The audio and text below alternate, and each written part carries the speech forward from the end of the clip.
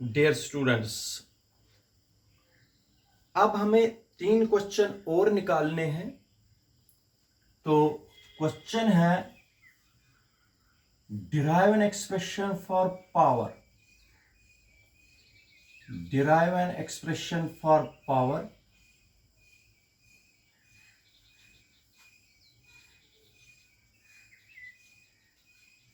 derive an expression for power in an AC circuit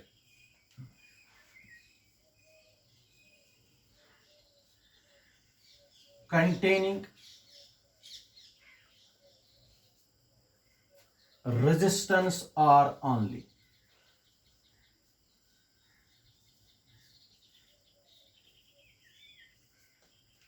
देखो बेटा, 3 question हमें ऐसे करने हैं।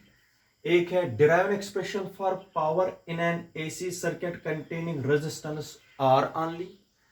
दूसरा होगा कंटेनिंग इंडक्टेंस एल ओनली।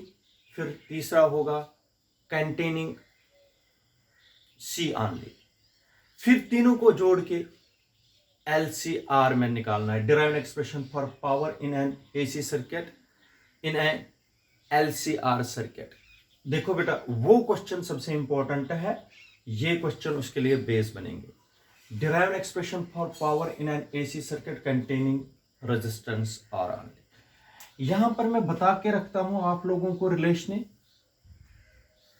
जो पावर है, पावर होता है बेटा voltage multiply current. Voltage multiply current होता है पावर। यहां पर पावर है E इंटू आई, क्योंकि वोल्टेज E है, करंट I है। ठीक है बेटा, पावर को हम इस तरीके से भी लिख सकते हैं W/T। ठीक है, तो पावर को हम ऐसे भी लिख सकते हैं dW/dt से भी। ये सारे रिलेशन है पावर की और इनका यूज होना है। ठीक है, हमने किया है जब रेजिस्टेंस R ओनली होता है, जब रेजिस्टेंस R ओनली होता है, आप लोगों को पता है R resistance E is equal to E0 sine omega T.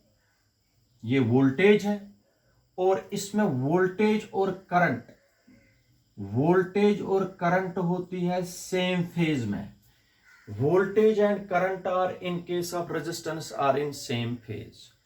जो वोल्टेज है, वोल्टेज लिखी जाती है E is equal to E0 sine omega T.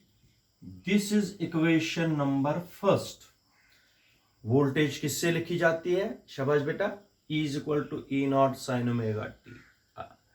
जब इसमें करंट चलेगी, voltage and current are in the same phase, इसका मतलब हो गया current is represented by I0 sine of omega T. This is equation number first. जो phase यहां पर है वही इसका भी है, ओमेगा टी ओमेगा टी। कोई लीड नहीं करता, कोई लैग नहीं करता। वोल्टेज इससे रिप्रेजेंट की, करंट इससे रिप्रेजेंट कराएंगे, किसमें? रेजिस्टेंस में। शाबाश। मगर पावर किसके बराबर? Instantaneous power P is equal to E into I. This is equation number third using first and second in third. शाबाश बेटा, ये दोनों रिलेशन है, इसमें लगा दीजिए। तीनों क्वेश्चन एक जैसे हैं, एक अगर आप लोग करोगे रफ पर तीनों निकालने आएंगे। शाबाश।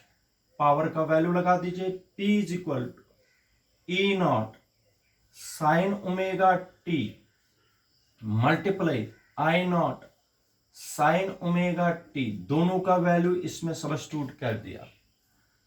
ये हो गया E0 I0, E0 और I0 को पहले लगाए, sign omega T into sine omega T, sign square omega T. ये हो गया पावर। बट P होता है बराबर dW/dt।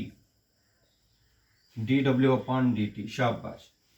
P is equal to E0, P के बजाय dw upon dt is equal to E naught I naught sine square omega T. ठीक है, तो हमें पता है but sine square omega T होता है बराबर, फॉर्मूला है 1 minus cos 2 omega T upon 2। ये फॉर्मूला है बेटा, ये यूज करनी है, पहले भी यूज हमने की है, ये लगा दीजिए यहां पर।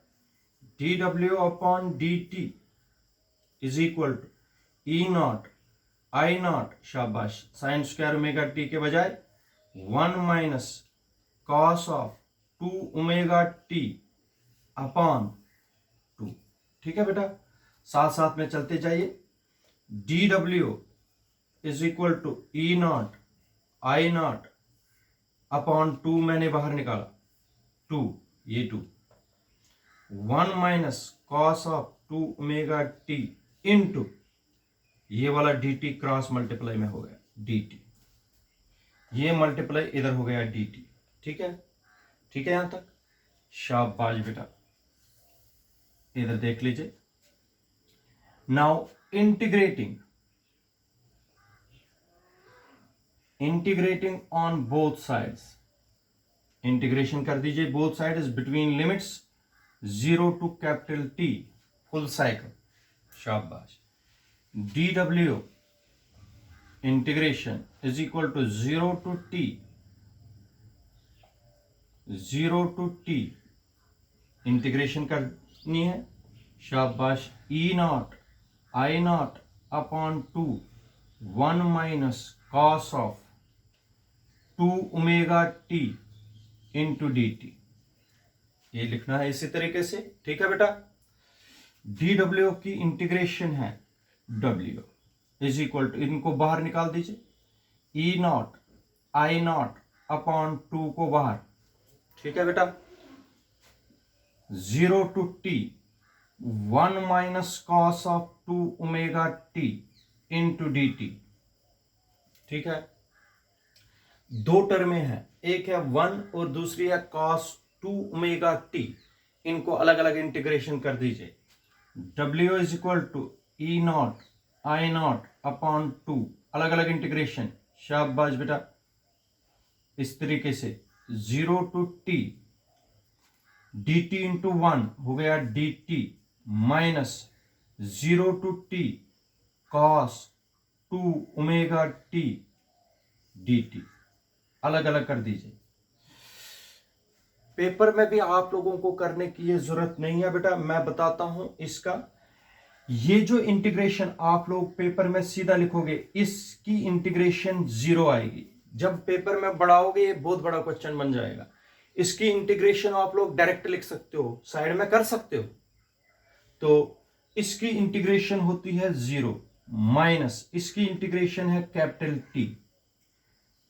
Integration of 0 to t dt कितनी होती है, t इंटीग्रेशन ऑफ, ये मैंने पहले भी आपको समझाया है, cos of 2 omega t dt it is 0। ये e naught I naught upon 2 ऐसे लिखना है, ये हो गया w is equal to E naught I naught upon 2 into T, ये t। ठीक है बेटा, इस t को नीचे लाइए w के नीचे, w upon T is equal to E naught I naught upon 2। ठीक है बेटा, यहां तक ठीक है, शाबाश।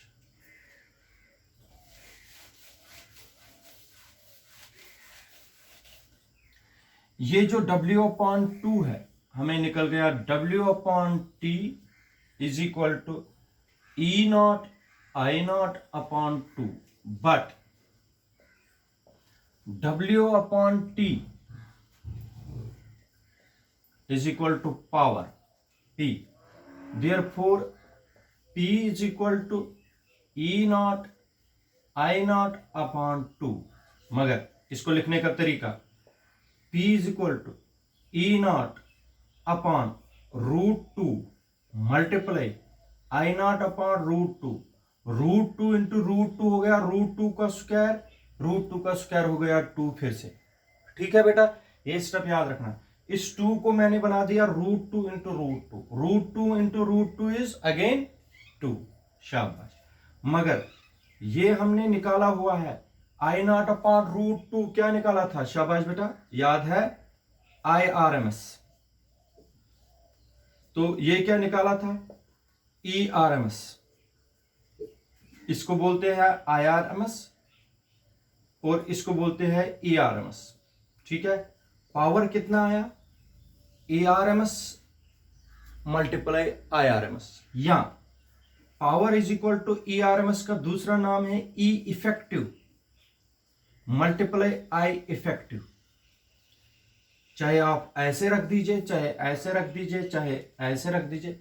This is required expression for instantaneous power in an AC circuit containing resistance R only। याद रखिए, P is equal to E effective multiply I effective. ठीक है बेटा, कितना पावर आया AC सर्किट में जिसमें सिर्फ रेजिस्टेंस है? P is equal to E effective multiply I effective. ठीक है बेटा।